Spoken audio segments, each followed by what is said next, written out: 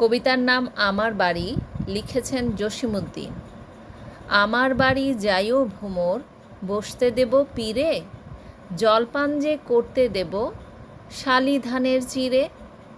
শালি ধানের চিড়ে দেব, বিন্নি ধানের খই, বাড়ির গাছের কবরি কলা, গামছা বাঁধা দই। আম কাঁঠালের বনের ধারে শুয়ো আঁচল পাতি, গাছের শাখা দুলিয়ে বাতাস করব সারা রাতি। চাঁদ মুখে তোর চাঁদের চুমো মাখিয়ে দেব সুখে, তারা ফুলের মালা গাঁথি জড়িয়ে দেব বুকে।